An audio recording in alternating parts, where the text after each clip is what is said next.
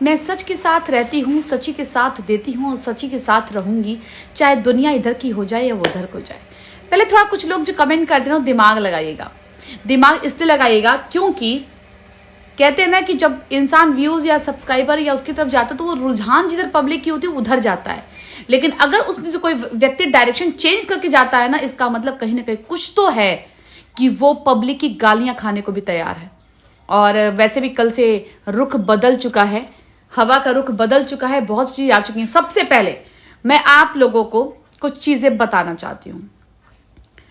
Aunty जी अभी हम आपको आगे चल के एक रिकॉर्डिंग सुनाएंगे, सुनिएगा और थोड़ी अपनी परवरिश पे सवाल उठाइएगा, क्योंकि आप लोग यूट्यूब को अपना बपौती मान बैठे हैं कि आपके परदादा की प्रॉपर्टी है, इस पे सिर्फ आप लोग का अधिकार है। आप लोग जिस मैटर को जब तक चाहे यहां रखें, आपके हिसाब से कोई उठा के निकाल दे। इतने लोग रिएक्शन देते थे, हम तो रिएक्शन देते भी नहीं आपकी डेली की वीडियो उठा करके, हम तो गलती भी बोल रहे हैं, तो आपको कभी पीड़ा नहीं हुई। लेकिन अगर मैं कुछ बोल रही हूं तो आप मुझे इस मैटर से दूर जाने के लिए क्यों इतना प्रलोभन दे रही हैं कि आप ब्लॉगिंग कर लो, अपना कंटेंट लाओ, अपना कंटेंट लाओ। आप क्यों इतनी परेशान हो गई हैं? मेरी बात नहीं सर, मैं तो कुछ गलत बोल भी नहीं रही हूं, मैं तो सिर्फ वही बात बोल रही हूं जो आपकी फैमिली से उठा था। आप लोग अब कह रहे हैं मैटर शांत हो जाए। मैं पब्लिक से पूछना चाहती हूं कि पब्लिक बताइए, ये मैटर सोशल मीडिया पे लाने वाला कौन है? मैं लाई हूं। जाके वीडियो उठा के देखिए मेरी, शुक्रवार की, शनिवार की, रविवार की। कहीं वीडियो आई है? नहीं आई है, क्योंकि मैटर लाने के लिए मैं नहीं, मैटर लाने के लिए जो बंदा तैयार बैठा था ना, वो मैटर लेकर के आया।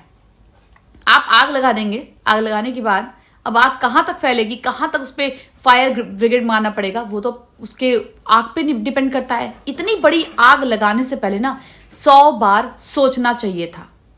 मना करती रही ना कि मत लाना ये मैटर सोशल मीडिया पे, ये कहीं से भी अच्छा संदेश नहीं जाता है। आप लोग अलग बैठ के सलट लीजिए, समझ लीजिए। तो ये क्या होता था ना, एक्चुअली मैं आज के पहले, मैं तो फर्स्ट टाइम इनके मैटर में पढ़ी हूं, इसके पहले ये लोग अपने मन से कंट्रोवर्सी करते थे और जब चाहा कंट्रोवर्सी बंद। मेन मसला यहां है, अलका के बोलने से प्रॉब्लम क्यों होती है लोगों को, क्योंकि पता है कि अलका पीछे हटने वालों में से नहीं है। अलका बाल की खाल निकाल देती है। पर्सनल बात हमको यहाँ करना नहीं, बहुत सी पर्सनल बातें आई है, लेकिन जो लोग घटिया वाली बातें करते हैं ना, उनकी आंखों की पट्टी तो हटानी। और आंटी जी दूसरे को मत बोलिए थप्पड़ लगाए, 4 थप्पड़ अगर आपने बचपन में मारा होता ना तो ये हाल नहीं होता है ना, ये हाल नहीं होता। चलिए अभी पहले हम आपको कुछ चीजें सुनाते हैं, उसको सुनिए।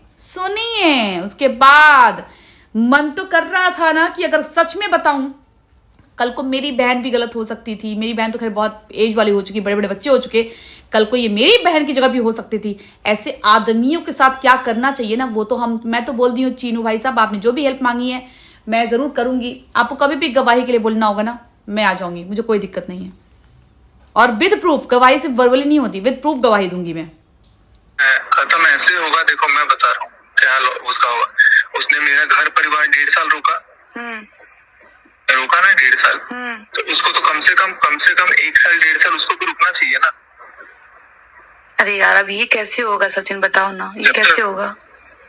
वैसे भी शादी नहीं हो रही है, ये शादी नहीं हो रही। नहीं, मेरा बेबी जब तक नहीं हो जाता, एक बार बताओ, मैं शादी नहीं हो रही है, लेकिन 1.5 साल हो, या फिर जब तक मेरा बेबी जैसे कंसीव हो जाएगा, जैसे मेरा बेबी हो जाएगा, उसको तुरंत बोल दो कि यार वो शादी कर ले, उसको करना है। पता है तुमको मतलब क्या है, कहाँ रुके वो, शादी ना करे?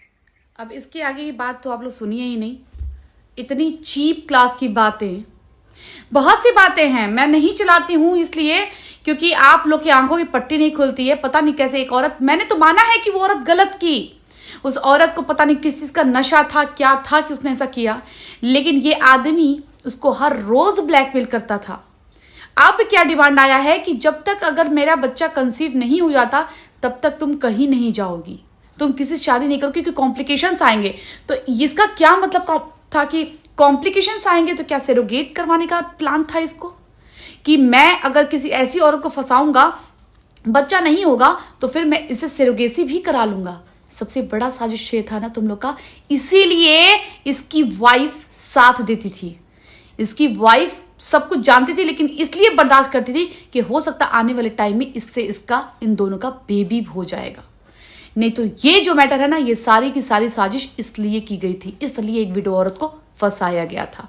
सारा सवाल का जवाब आप लोगों को आई थिंक मिल गया होगा, और नहीं मिला होगा तो चुल्लू भर पानी लीजिएगा और उसमें अपना मुंह धो लीजिएगा। शर्म नहीं आती आप लोगों को किसी के लिए कुछ बोलते हुए भी? दूसरी कहानी सुनिए। आखिर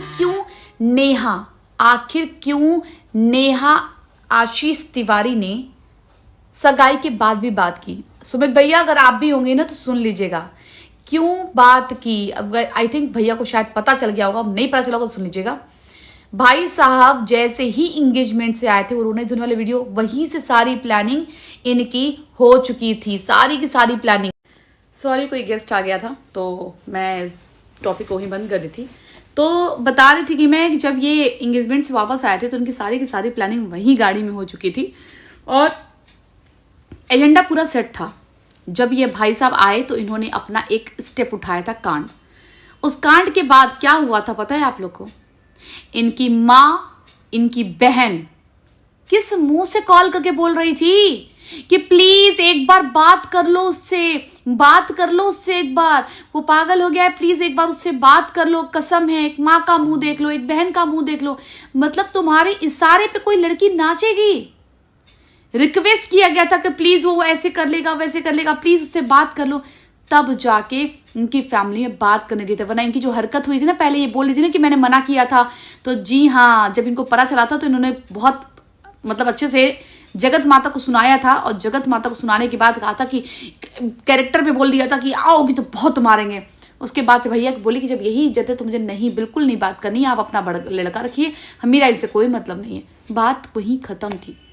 लेकिन ये जो बातें हुई थी ना, ये सगाई के बाद, इसलिए सगाई के बाद भी ब्लैकमेलिंग, एक्चुअली में सगाई के बाद ब्लैकमेलिंग चालू हो गई थी और उसी ब्लैकमेलिंग के तहत वो बात करती और कहते ना कि भगवान जिसका कोई नहीं सुनता किसी किसी को भेज देता है। संयोग से ही भाई साहब ने मुझे इस मैटर में ले लिया और जब मुझे इस मैटर में ले लिया तो ब्लैकमेलिंग मेरे सामने भी हुई, मैं उसकी गवाह हूं, मेरे सामने भी ब्लैकमेलिंग हुई। ब्लैकमेलिंग होती तो वो मेरे सामने तो बात करती, हाँ हूं ना नू करती कभी कभी, लेकिन एक ही दिन तो बात ही हुई थी। एक ही दिन के बाद तो मैटर ही खत्म हो गया, मैटर अलग बहुत दिशा में चला गया। सिर्फ 8 तारीख की बात हुई है, बाकी बातें होती ही नहीं थी क्योंकि बात बहुत अलग मैटर पे चली गई, बहुत अलग मैटर पे 2 ही बार बात हुई थी मेरे सामने। तो उसके बाद तो शाम को सबसे पता चल गया था। इसलिए वो जब मेरे सामने बात करती थी ना तो मेरे सामने यही बोलती थी कि अलका ये ऐसे टॉर्चर कर रहा है, ये ऐसे टॉर्चर करेगा, ये ऐसे टॉर्चर करेगा, मुझे ऐसे धमकी दे रहा है। तब उन्होंने व्हाट्सअप चैट लगाया, मैं अभी कम्युनिटी में डालती हूँ कि देख लीजिएगा किस तरीके की धमकी आती थी। जल्दी आओगी कि नहीं आओगी, मैं ये कर लूंगा, मैं लाइव आऊंगा, मैं वीडियो बनाऊंगा। तो थोड़ा सा ना आप लोग, और आंटी जी हम आपके हाथ के खिलौने नहीं हैं, आप जब चाहेंगी तब। और आज आप बोल रही हैं, आज आपको हर वीडियो का जवाब देने का मन कर रहा है। उस समय कहा थी जब मैं सवाल पूछती थी कौन लाया मुझे बीच में, कौन लाया मुझे इस मैटर में। आप लोग के हिसाब से मैंने किसी औरत को नंगा नहीं किया।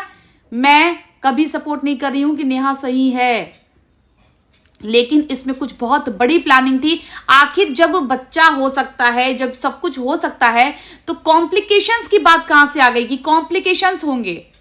एक औरत को सरोगेट मदर बनाने का प्लान था, इसीलिए उसको वीडियो को फंसाया गया था कि इसको फंसा कर रखूंगा और इसको इमोशनली टच करके, क्योंकि बहुत शातिर आदमी है भाई ये, इमोशनली करके और इससे मैं सरोगेसी करवा लूंगा अगर इसको बेबी नहीं हुआ तो।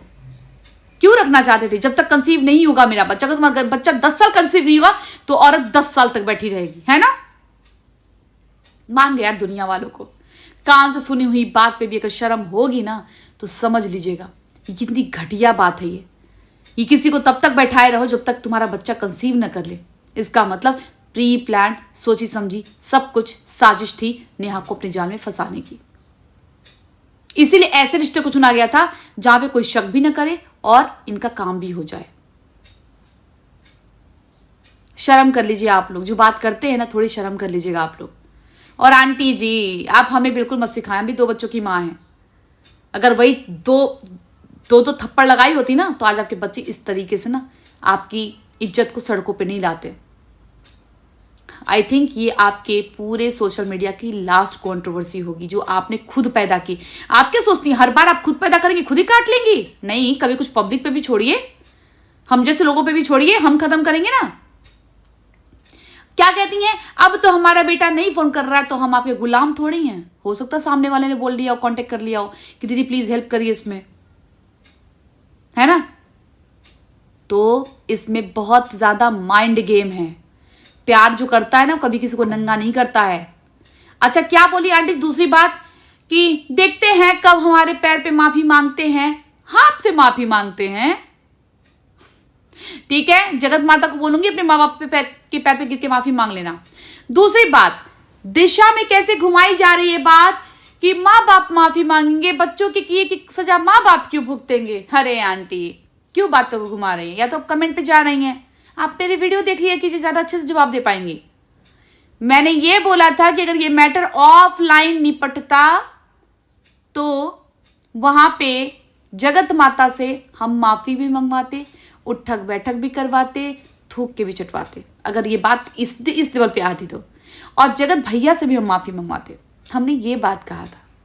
कहाँ की तीर कहाँ का निशाना चला गया आपका। माँ बाप को माफी मांगने की बोल रही हैं। अरे आंटी ठीक है, हम उम्र क्या कहते हैं कि इंसान का दिल और वो नहीं छीनता, इंसान का दिल हमेशा बच्चा होता है। इतना भी बचपना ठीक नहीं है कि आप किसी के कहे पे कमेंट पे ही चले जाएं और वीडियो बना दें।